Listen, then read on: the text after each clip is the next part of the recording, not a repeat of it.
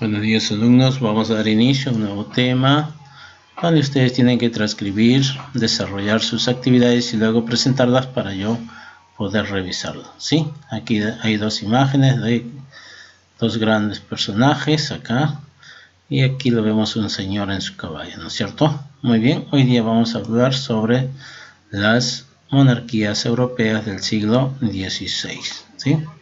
Donde son gobernados por una sola persona o un solo rey. ¿Ya, chicos? Muy bien.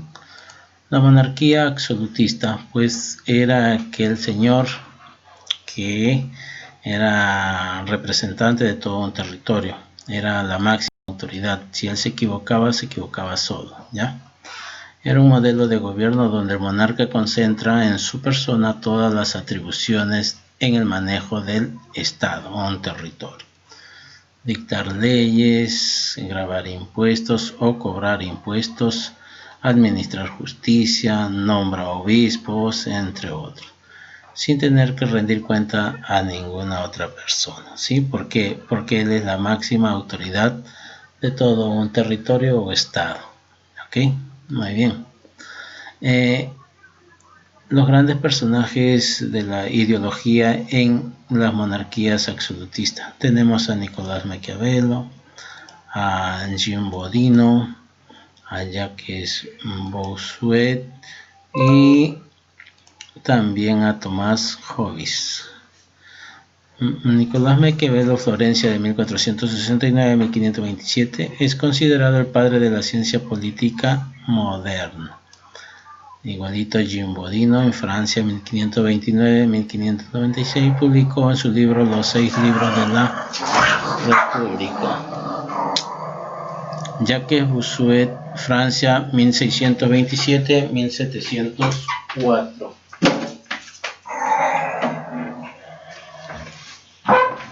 Considerado el máximo defensor de la teoría del origen divino de poder.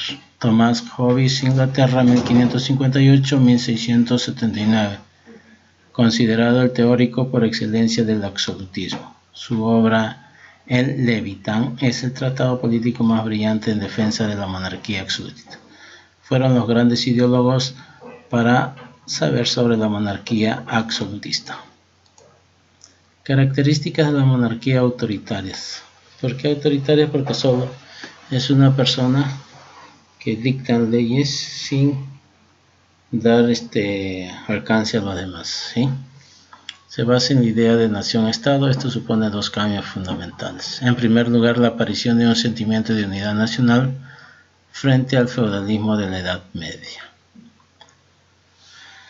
Segundo lugar, la desaparición de los poderes personales de los señores feudales que debían someterse como cualquier súbdito a la autoridad del rey.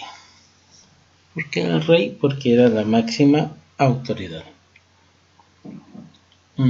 Para mantener la monarquía tuvieron que llevar otros cambios muy importantes. La modernización de la administración en las nuevas instituciones que se iban proyectando cada vez más, adecuadas a las nuevas necesidades del gobierno, que tenían que pagar al gobierno, ¿sí? La creación de un ejército permanente para garantizar el poder real frente a la nobleza, ¿sí? Lo que dice acá, ¿no es cierto? Entonces, al cobrar a estas instituciones, que iba a pagar al ejército, sobre todo, ¿no es cierto? Aquí lo dice, un sistema recaudatorio para los nuevos gastos, la burocracia administrativa, quienes están gobernando, y el mantenimiento del ejército, sobre todo para garantizar la vida del rey, ¿sí? La creación de una diplomacia preparada para representar a cada estado ante los demás estados, ¿sí? Aquí vemos al rey autoritario, aquí vemos los cobros, los grandes impuestos, ¿no? Y acá vemos el ejército que está apoyando al rey, ¿sí? Muy bien. La monarquía española en el siglo XVI. A la muerte de Isabel de Castilla en 1504 se plantearon problemas de sucesión en el reino de Castilla. El gobierno le correspondía a su hija Juana, casada con el archiduque Felipe de Austria. Felipe el Hermoso. Por problemas psicológicos de Juana, asume el gobierno Fernando el Católico hasta la mayoría de edad de su nieto Carlos, hijo de Juan.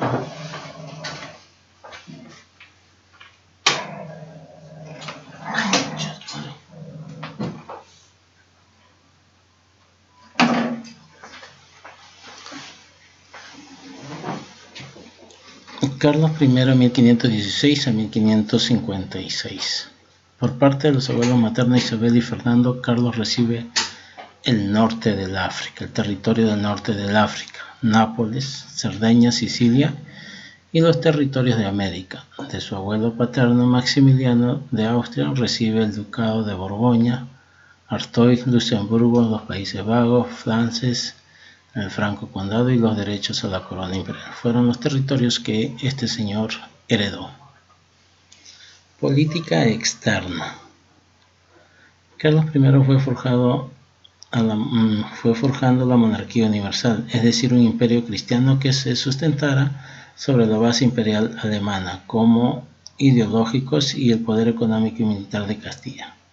Esta idea se basa de su política exterior, tuvo las siguientes metas. Ustedes recordarán cuando nos invadieron los españoles, ellos venían con una cruz en la mano, ¿no es cierto?, para poder incrementar la religión en nuestro territorio. Conseguir el título de emperador del Sacro Imperio Romano para unir todos sus reinos bajo su mando. Combatir los enemigos de la fe católica y garantizar la unidad religiosa de Europa, combatiendo a los protestantes y a los turcos. Muy bien. Estas ideas tuvieron tres frentes de resistencia. El frente centroeuropeo, sometido a la amenaza de los protestantes y de los turcos. La recuperación del horizonte norteafricano, la defensa del Mediterráneo central con base de Italia y Sicilia para frenar las amenazas turcas con la idea de organizar una nueva cruzada a Tierra Santa. La rivalidad con Francia dio lugar a tres guerras. La primera guerra entre 1521 y 1525, donde terminó con la derrota de Pavia. Cae prisionero el rey francés Franco I, quien firma el Tratado de Madrid en 1526, donde se compromete a devolver Borgoña y a renunciar derechos en la península itálica. La segunda guerra tuvo como causa principal el incumplimiento del Tratado de Franco I, quien reanudó su propósito de expulsar a los españoles de Italia con la ayuda de la Liga Clementina, formada por Francia, el Papa Clemente VII de Florencia, Venecia y Milán, y la guerra concluyó con la paz de Cambrai, por la que España renunciaba al ducado de Borgoña y Francisco I a cualquier pretensión en Italia. El Papa coronó emperador a Carlos I en Bolonia. La tercera guerra tuvo varios episodios, hasta la paz de Crepy, donde ambos se devuelven los territorios conquistados.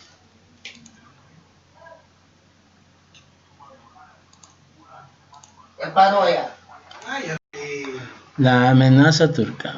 Francia se alía con el sultán turco Solimán el Magnífico. La acción militar española tuvo lugar en la costa de Berberia contra la plaza fuerte de la Goletea. Túnez, donde el pirata Barbarroja tenía su cuartel general. El problema alemán. En Alemania se dio el triunfo de la reforma luterana, a pesar que el emperador Carlos V los venció en la batalla de Mühlberg. Renunció al imperio alemán a favor de su hermano Fernando. El rey Felipe II, conocido como el Prudente. La religión estuvo presente en todos los aspectos de su vida. Se enfrentó al Imperio Otomano, constituyendo la Liga Santa integrada por Venecia, Génova y el Papado. Tuvo que luchar también contra Francia por el control de Nápoles y el milanesado, pactando la paz en Cateau-Cambresis. Luchó contra la dinastía Tudor en Inglaterra, concluyendo con la derrota de su armada. No pudo solucionar el conflicto político-religioso generando en los Países Bajos.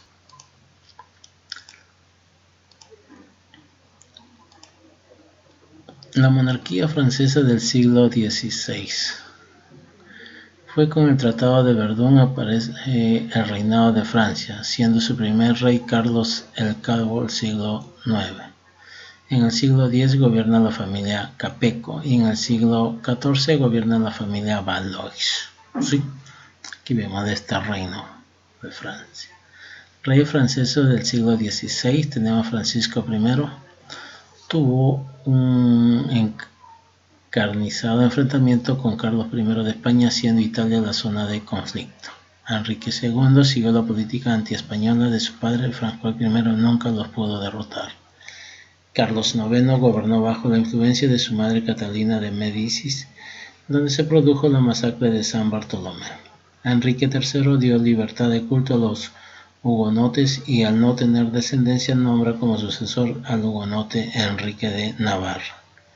Enrique IV, líder hugonote que se convierte al catolicismo con su famosa frase: París bien vale una misa. ¿Sí? Esa es su frase de Enrique IV. Bien, aquí vemos los reinados, ¿sí? El Sacro Imperio Romano, España, ¿sí? Reina de Inglaterra. La monarquía inglesa en el siglo XVI. El reinado de Isabel I, tras la ejecución de su madre, el Parlamento la declaró ilegítima, donde ella restableció sus derechos 8 años más tarde. En su gobierno implementó un nuevo sistema monetario, sustituyó la moneda de plata desvalorizadas en los últimos años, restableció el anglicanismo como religión del Estado, lo hizo sobre la base del Acta de Supremacía, dictada en su momento por Enrique VIII.